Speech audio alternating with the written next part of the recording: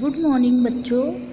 आज हम क्षितिज बुक के काव्य खंड का पहला पार्ट पढ़ेंगे। जैसा कि आप देख रहे हैं, हमारे जो पहला पार्ट है उसका नाम है साखियाँ एवं सबद। साखियाँ एवं सबद के लेखक हैं हमारे कवि कबीरदास जी। तो आइए सबसे पहले हम कबीरदास जी के जीवन परिचय के बारे में जानते हैं। कबीरदास जी का जन्म और मृत्यु के बारे में अनेक किंवदंतियाँ प्रचलित हैं। कहा जाता है कि सन 1398 में काशी में उनका जन्म हुआ और सन 1518 के आसपास मगहर में देहांत हो गया। कबीर ने विधिवत शिक्षा नहीं पाई थी, परंतु सत्संग, पर्यटन तथा अनुभव से उन्होंने ज्ञान प्राप्त किया था। जो सत्संग और पर्यटन यानी पर्यटन के दौरान जो भी उन्होंने अनुभव होते हैं, जो भी ज्ञान प्राप्त होता है, उसी से उन्होंने अपने आप को विस्तारित किया और अपनी जो लेखन शैली है उसका प्रभाव उस पर आया है। भक्तिकालीन निर्गुण संत परंपरा के प्रमुख कवि कबीर की रचनाएं मुख्यतः कबीर ग्रंथावली में संग्रहित है, किंतु कबीर पंथ में उनका रचनाओं का संग्रह बीजक ही प्रमाणिक माना जाता है। कुछ रचनाएं गुरु ग्रंथ साहब में भी संकलित हैं। कबीर अत्यंत उदार, निर्भय तथा सद्गृहस्थ संत थे। राम और रहीम की एकता में विश्वास रखने वाले कबीर ने ईश्वर के नाम पर चलने वाले हर तरह के पाखंड, भेदभाव और कर्मकांड का खंडन किया। यहाँ पे जिस समय कबीरदास जी अपनी रचनाओं को लिख रहे थे, उस समय सबसे ज़्यादा उन्होंने राम रहीम की एकता में विश्वास रखने वालों के समय उस समय जो पाखंडी लोग थे, जो भेदभाव का एक प्रचंड फैला रहे थे, उस चीज़ों का कर्मकांड जो करते थे उसका खंडन किया था, यानी कि विरोध किया था। उन्होंने अपने काव्य में धार्मिक और सामाजिक भेदभाव से मुक्त मनुष्य की कल्पना की। ईश्वर प्रेम, ज्ञान तथा वैराग्य, गुरु भक्ति, सत्संग और साधु महिमा के साथ आत्मबोध और जगत बोध की अभिव्यक्ति उनके काव्य में हुई है। कबीर की भाषा की सहजता ही उनकी काव्यात्मकता की शक्ति है। जनभाषा के निकट होने के कारण उनकी काव्य भाषा में दार्शनिक चिंतन और सरल ढंग से व्याप्त करने की ताकत है। इस प्रकार आपको कबीरदास जी का जीवन परिचय तैयार करना है। अब हम यहाँ पर कबीरदास जी की साखियाँ की बात करते हैं। सबसे पहले हम यह समझते हैं कि साखियाँ क्या होता है। साखियाँ यानी कि साखी। साखी का जो अर्थ होता है साक्षी, और साक्षी यानी कि जो प्रत्यक्ष में हुआ है या जिस प्रत्यक्ष चीज को किसी ने देखा है वह उसका साक्षी होता है। उसी प्रकार इन साखियों में कबीरदास जी ने जो चीज़ें समाज में प्रत्यक्ष में देखी, महसूस करी, उन्हें अपने शब्दों के मोतियों में पिरोकर इस साखी के रूप में हमारे सामने प्रस्तुत किया है। अतः पहली साखी में प्रभु भक्ति के बारे में हमें जानकारी प्राप्त होगी। अब इन पढ़ेंगे, अध्ययन करेंगे, इसके भावार्थ को समझेंगे।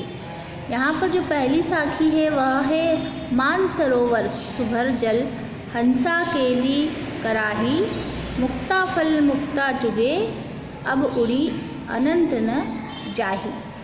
कबीरदास जी ने इस साखी में प्रभु भक्ति का वर्णन किया है। कबीरदास जी जो कह रहे हैं कि मानसरोवर सुभर जल, यहाँ पर मानसरोवर एक तालाब की जो बता रहे हैं मानसरोवर के बारे में, वह इस संसार को उन्होंने कहा है जो जल से भरा है। और इस संसार में हंसा केली कराली, हंसा यानी कि जो हंस हैं वह केली यानी खेल रहे हैं, क्रीड़ा। तो जो हंस है वह इस सरोवर में खेलकर क्रीड़ा कर कर बहुत खुश है।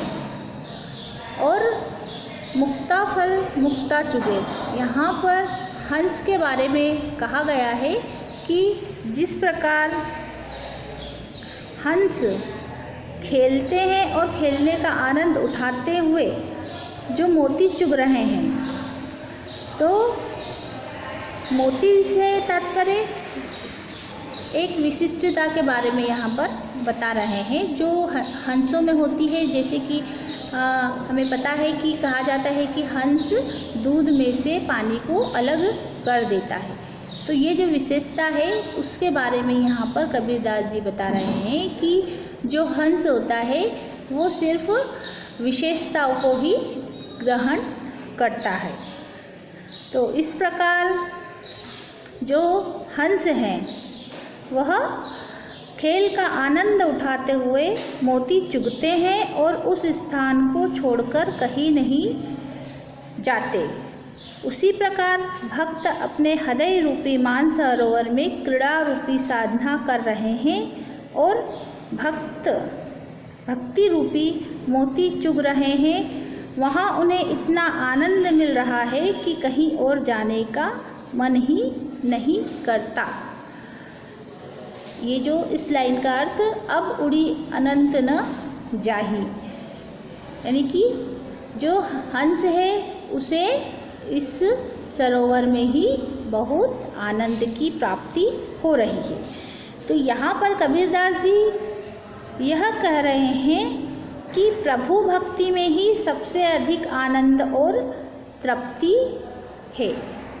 इस प्रकार कबीरदास जी द्वारा रचित यह पहली साखी का भावार्थ हमने यहाँ पर समझा। अब हम दूसरी साखी को पढ़ते हैं। प्रेमी ढूंढत में फिरो, प्रेमी मिले न कोई, प्रेमी को प्रेमी मिले, सब विष अमृत होए। इस साखी में कबीरदास जी प्रेम से, इस साखी में कबीरदास जी अहंकार को खत्म करने की बात कह रहे हैं। कबीरदास जी इस दोहे में अपने प्रेमी रूपी ईश्वर की खोज में हैं, जो उन्हें नहीं मिल रहा है। वे कहते हैं कि अपने प्रेमी अर्थात ईश्वर से मिलने पर इस प्रेमी भक्त के मन का सारा दुख, अहंकार, सब विष, जो सब ये जो इस तरह का उसके मन में एक जो भ्रम है वह सुख में, आनंद में परिवर्तित हो जाएगा। इस प्रकार कबीरदास जी इस साखी में वर्णन कर रहे हैं ईश्वर भक्ति का। पढ़ा है, उसका अध्ययन किया है। आज हम तीसरी साखी जो है हमारी, उसका अध्ययन करेंगे, इसके भावार्थ को समझेंगे। हस्ती चढ़िए ज्ञान को सहज धुलीचा डारी, स्वान रूप संसार है भूकन दे झक मारी। ये हमारी तीसरी साखी है जो कबीरदास जी द्वारा रचित है। यहाँ पर पहले हम इसके भावार्थ को समझने से पहले इसके कुछ शब्दों के अर्थ को समझते हैं। हस्ती, हस्ती यानी हाथी, चढ़िए यानी चढ़ना, ऊपर चढ़ना, सहज, सहज, सहज यानी कि आसानी से, गुलीचा यानी जो हम आसन बिछाकर बैठते हैं, डाली, स्वान, स्वान यानी कि कुत्ता, संसार यानी कि ये जो हमारा पूरा संसार है, भूकन दे झकसारी यानी कि हमें अगर हम सत्य कार्य कर रहे हैं, अच्छा कार्य कर रहे हैं, तो हमें जो लोग अनचाही सी प्रतिक्रिया करते हैं हमें उन पर ध्यान नहीं देना चाहिए। तो देखते हैं इस साखी का भावार्थ। हस्ती चढ़िए ज्ञान को, हमारे जो कबीरदास जी हैं वो कह रहे हैं कि आप देखते हैं जिस प्रकार एक हाथी जो होता है वह जब चलता है तो उसके आसपास कुछ कुत्ते जो होते हैं वह भौंकने लगते हैं, तो किंतु क्या होता है कि हाथी को उसका असर नहीं होता है। आपने देखा होगा वो कोई प्रतिक्रिया नहीं करता है, वो अपनी मस्ती में मस्त होकर बिल्कुल आनंद से अपने आप में मगन हो रहकर चलता रहता है। तो उसी प्रकार से कबीरदास जी यहाँ पर कह रहे हैं कि हस्ती चढ़िए ज्ञान की, यानी कि जब आप ज्ञान को अपने आप में लेते हैं और ज्ञान से अपने आप को विस्तारित जब करते हैं तो आप सहज हो जाइए। और जिस प्रकार हाथी मस्त रहता है और कुत्ते जो भौंकते हैं उसकी चिंता नहीं करता है, उसी प्रकार आप भी जो आपके आसपास जो आलोचना करने वाले व्यक्ति हैं उनकी परवाह न करें। जैसे कि यहाँ पर कहा है स्वान रूप संसार है, स्वान यानी कि कुत्ते। यहाँ पर कबीरदास जी ने जो इस संसार को कुत्ते के रूप में कहा है। भूखन दे झक सारी, कबीरदास जी समझा रहे हैं हमें कि ये जो संसार है ये तो कुत्ते के रूप में है, ये भूखेगा। यानी कि जो एक जिस प्रकार से सज्जन व्यक्ति होते हैं वह अपना कार्य करता है और जो लोग उसकी आलोचना करते हैं उसकी परवाह वो नहीं करता है। तो उसी प्रकार इस साखी में कबीरदास जी ने हाथी का उदाहरण देकर हमें यह बताया है कि यदि आप सत्कार्य कर रहे हैं, सद्मार्ग पर चल रहे हैं, तो आपको इस संसार की चिंता नहीं करना चाहिए। जो लोग प्रतिक्रिया कर रहे हैं वे झक मारकर स्वयं ही कुछ देर बाद चुप हो जाएंगे, किंतु आप अपने कार्य को, अपने कर्तव्य को लगातार पूरी निष्ठा से करेंगे।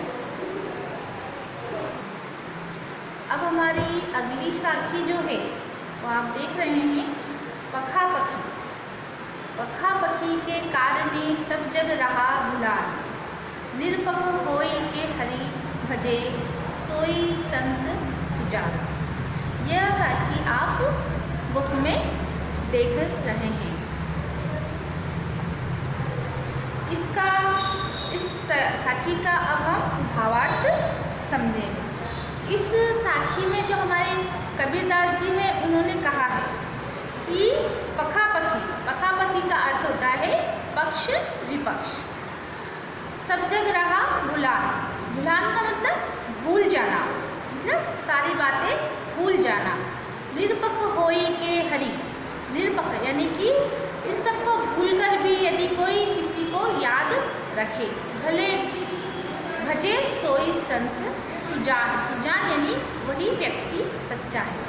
ठीक है, तो इसका जब हम भावार्थ पूरी तरह से सब समझें तो यह कहेंगे कि जो कबीरदास जी वो यह कह रहे हैं कि पक्ष विपक्ष के चक्कर में हम इस दुनिया के लोग जो हैं, हम पक्ष विपक्ष के चक्कर में आपस में हम लोग लड़ रहे हैं। क्या कर रहे हैं? लड़ रहे हैं।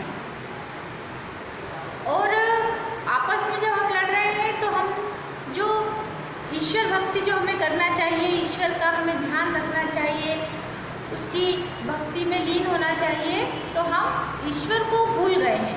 पक्ष विपक्ष के चक्कर में हम ईश्वर को भूल गए हैं। जो व्यक्ति, अब यहाँ पर कबीरदास जी यह बता रहे हैं दूसरी लाइन में कि जो व्यक्ति बिना किसी भेदभाव के निष्पक्ष होकर प्रभु भक्ति करता है, ईश्वर भक्ति करता है, ईश्वर की भक्ति में मगन रहता है सच्चे अर्थों में, वही व्यक्ति सच्चा मनुष्य है।